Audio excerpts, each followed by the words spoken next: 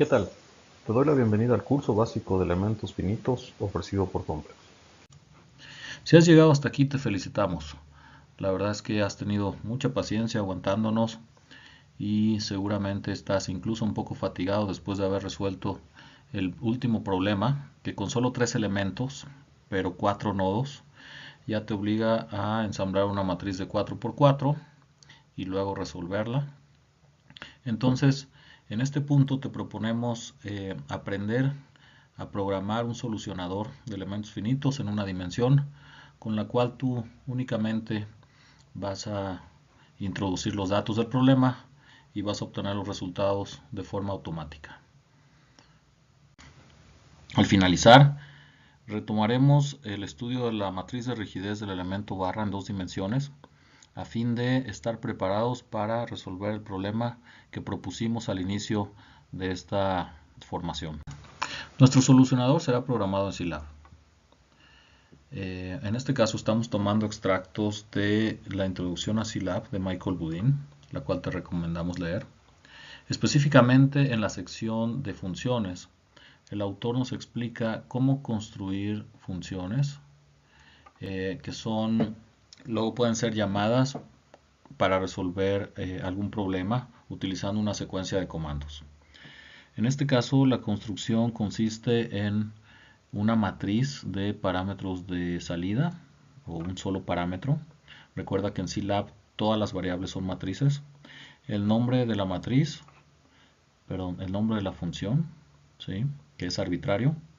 Y finalmente, una matriz de parámetros de entrada.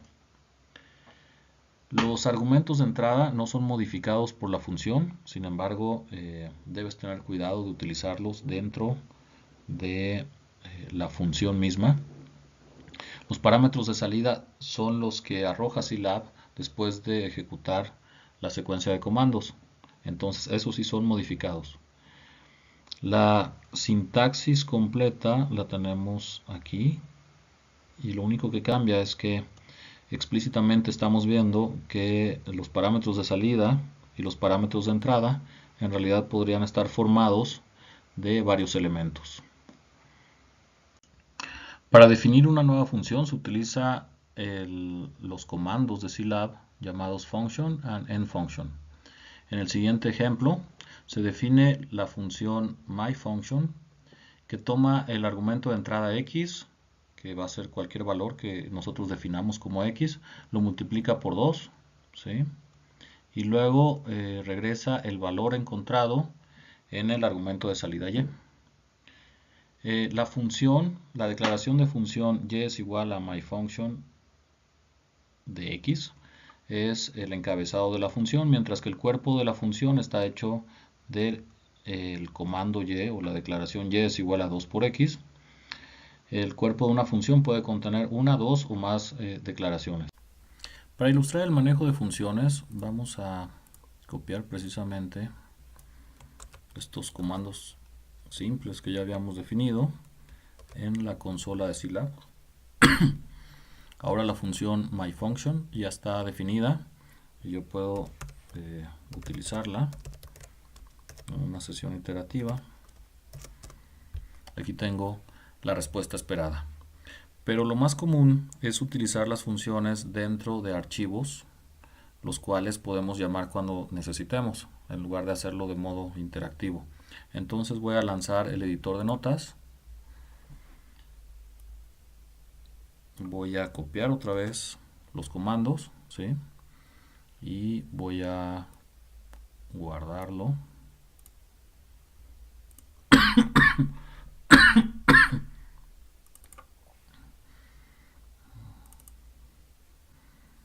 Lo voy a guardar en esta posición, ¿sí?, y ahora lo puedo ejecutar. Voy a limpiar la consola, ¿sí?, ya no hay variables almacenadas, solamente para mostrarte que a partir de aquí puedo ejecutar la función. Ya está cargada, esto me lo dice este comando, ¿sí?, y ahora otra vez puedo utilizar la función. Muy bien. Ahora vamos a hacer otra prueba. ¿Qué sucedería si me regreso a la función y en lugar de tener y, pongo z? ¿Sí? La ejecuto.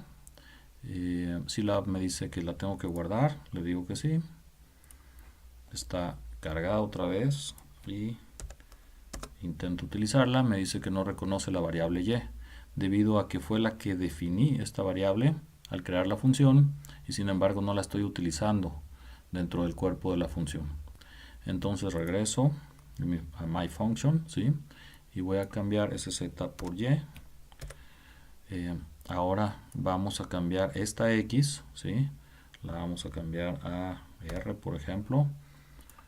Hago lo mismo, ¿sí? Y otra vez my function no funciona, así que lo que voy a hacer es regresar a la versión original, en donde estoy utilizando los argumentos de entrada y de salida correctamente. Muy bien, eso es lo que te queríamos mostrar acerca de las funciones. Recordarás que la matriz de rigidez de un elemento se forma a partir de la multiplicación del módulo de Young, el área dividida sobre la longitud del elemento, multiplicado por una matriz de 2 por 2, la cual derivamos en el video anterior. Así que nuestra función podría ser de la siguiente forma. Podríamos partir de argumentos de entrada, que son exactamente los que vimos en la fórmula. La L no necesitamos pedirla, dado que la podemos calcular a partir de las coordenadas de los nodos. Y luego podemos calcular nuestra matriz de rigidez a partir de sus datos. Aquí puedes ver cómo introducimos esos datos en el editor de ecuaciones, el editor de texto de Scilab, perdón. Y finalmente, ¿cómo le hacemos? Bueno, cargamos primero la función en la consola de Scilab y al final la ejecutamos utilizando valores de 1000 para el módulo de Young, 20 para el área y dos coordenadas. Este elemento va desde el origen hasta 3 unidades. Nuestra función parece trabajar bien. Sin embargo, necesitamos que sea lo suficientemente flexible para calcular las matrices de rigidez de varios elementos, como en el caso que te estamos mostrando y que resolviste al final del video anterior. En este caso, arbitrariamente, estamos definiendo que la longitud del elemento 2 mide 2 unidades, mientras que el elemento 1 y el elemento 3 miden 1 unidad.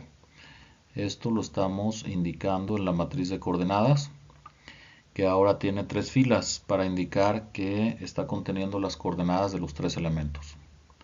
Así el elemento 1 va de 0 a 1, el elemento 2 va de 1 a 3 y el elemento 3 va de 3 a 4. Para utilizar esta nueva matriz de coordenadas necesitamos hacer un par de cambios en nuestra función kvar, agregando un indicador del elemento que nos interesa calcular y luego indicando también este elemento a la hora que calculamos la longitud.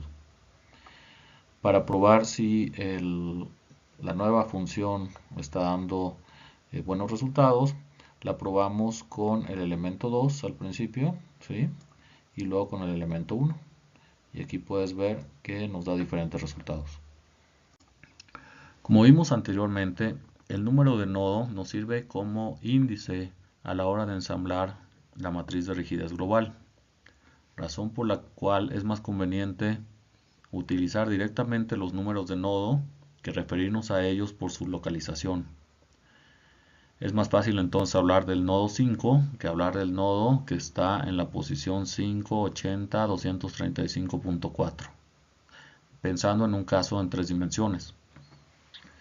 Por esto, en casi todos los softwares de elementos finitos, la definición de la malla se da en 2 partes. Primero se indican las coordenadas de los nodos y luego se indica la conectividad de los elementos. En nuestro programa haremos algo muy similar.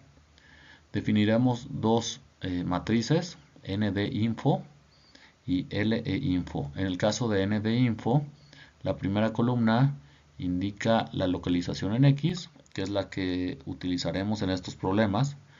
Sin embargo, la segunda y tercera columna ya están preparadas para problemas en 3 dimensiones. En la última columna indicaremos si el nodo está restringido o no. Por ejemplo, el nodo 1 indica que está restringido con este 1. El nodo 2 también está restringido y los nodos 3 y 4 están libres. En el caso de LInfo, las columnas 1 y 2 nos indican la conectividad de los elementos, es decir, el elemento 1 va del nodo 1 al nodo 3. Y en las columnas 3 y 4 indicaremos respectivamente el módulo de Young y el área del elemento. De esta forma podemos tener diferentes rigideces en cada uno de ellos, así como áreas de sección transversal. Si hacemos eso, vamos a tener que hacer algunos cambios en nuestra función kbar. Específicamente, la longitud de un elemento la vamos a calcular primero interrogando a la conectividad del elemento, sabiendo que va del nodo 1 al 3, por ejemplo, en el primer caso, y luego utilizando esos índices para buscar en el renglón respectivo a ese nodo la posición en X, en este caso, dado que es en una dimensión, del nodo que nos interesa. Una vez redefinida la forma en la que especificaremos nuestra malla de elementos finitos, estamos preparados para redefinir la función que estaremos utilizando para calcular las matrices de rigidez elementales.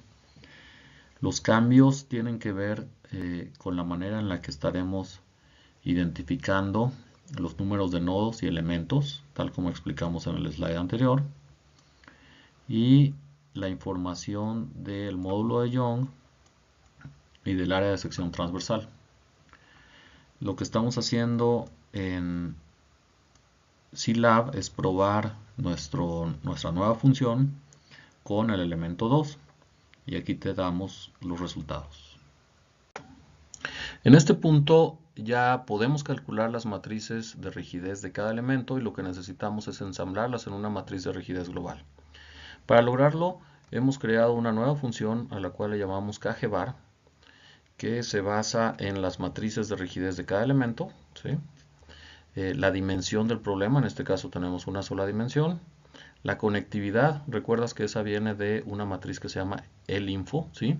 Que por ejemplo le dice al ensamblador, en este caso kgbar, que el elemento 3 está formado o está ligado a los nodos 4 y 2, ¿sí? Y necesitamos una matriz de rigidez global inicial que debe estar formada por ceros, ¿sí? Y que debe tener dimensiones del número de nodos por el número de grados de libertad de cada nodo. Tenemos 4 nodos en este problema con una dimensión o un solo grado de libertad, entonces tenemos una matriz global de 4 por 4. Lo que hace nuestra función es utilizar esa información para barrer las posiciones, se va renglón por renglón, ¿verdad? ¿Sí? Con base a la conectividad del elemento. En este caso está tomando primer renglón, columna 1 y columna 2, ¿sí? Pero sabe que debido a la conectividad, sabe que esos valores están ligados al grado de libertad 2, ¿sí? U2 y U4. Entonces esos valores se tienen que venir a las filas, en este caso la fila 2 y las columnas 2 y 4, ¿sí? Y lo mismo va a suceder, después se va a la siguiente fila de la matriz de rigidez elemental, ¿sí? Pero con este índice que le va diciendo en qué renglón y en qué columna están cada uno de los valores de acuerdo a la conectividad del elemento, se va llenando nuestra matriz de rigidez global, ¿sí?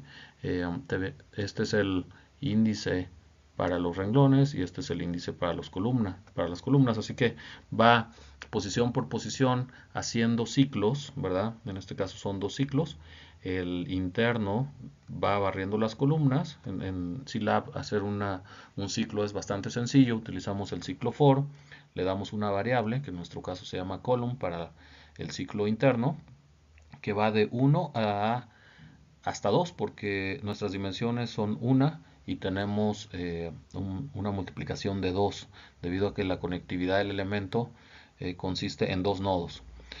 Una vez que hacemos esto, metemos comandos internos para este ciclo for y luego ensamblamos posiciones específicas de la matriz de rigidez, ¿sí? Como estamos viendo aquí, ¿sí? 3000 menos 3000 se vinieron cada uno a la posición que le corresponde y luego cerramos este ciclo for interno con este end. Pero este ciclo está dentro de otro for, ¿sí? Que va haciendo lo mismo para los renglones. Se mueve del renglón 1 de la matriz de rigidez elemental hasta el renglón 2 de la matriz de rigidez elemental y va vaciando esos valores, los que encuentra aquí, los va metiendo en la matriz de rigidez global, ¿sí? Finalmente terminamos nuestra función, como ya hemos visto, con un end function. Con las dos funciones que te acabamos de describir, la que calcula la matriz de rigidez elemental y la que ensambla cada elemento en la matriz de rigidez global, lo único que nos hace falta es otro ciclo que vaya desde el elemento 1 hasta el número de elementos totales de nuestro problema, en este caso 3, y cuya operación sería más o menos como la que te proponemos. Es decir, lo primero es tener una matriz de rigidez global nula. Luego este ciclo arranca, calcula la matriz de rigidez del elemento 1, por decir algo, ¿sí? Checa la conectividad de ese elemento, ¿sí? Y finalmente utiliza esta información, la conectividad y la matriz de rigidez de ese elemento, para ensamblar sus contribuciones a la rigidez de la matriz global. Aquí te mostramos la matriz de rigidez completa del ejemplo que ya resolviste a mano y que estamos resolviendo de manera numérica. Solamente te mostramos por falta de espacio las últimas dos matrices, la que corresponde, o las últimas dos operaciones, ¿verdad? O los últimos dos pasos del ciclo, que van en el elemento 2 del nodo 3 al 4, ¿sí? Ensambla, después de haber calculado la matriz de rigidez de ese elemento, la ensambla en la matriz de rigidez global, ¿sí? Luego se va al último elemento, calcula su matriz de rigidez elemental, checa la conectividad de ese elemento, ¿sí? Que está entre el nodo 4 y el nodo 2, y hace las sumas de las contribuciones de ese elemento a la matriz de rigidez global. Y esto que tenemos aquí, pues es el resultado que te debió haber dado la matriz de rigidez global de este problema. Aprovechando que calculamos la matriz de rigidez global del problema que estamos resolviendo, vamos a revisar tres características de la matriz de rigidez que vimos en un video anterior. La primera característica es que es simétrica, y esto lo puedes ver aquí entre este 0, menos 1000, ¿verdad? Menos 3000, por ejemplo, ¿sí? La diagonal tiene términos positivos, todos ellos, ¿sí? A fin de obtener desplazamientos positivos, y es singular, no tiene inversa. Aquí te probamos esto utilizando la misma matriz K-struct que acabamos de obtener, ¿sí? Y tratando de calcular el inverso de la matriz. Scilab nos dice que el problema es singular, que la matriz es singular. Muy bien.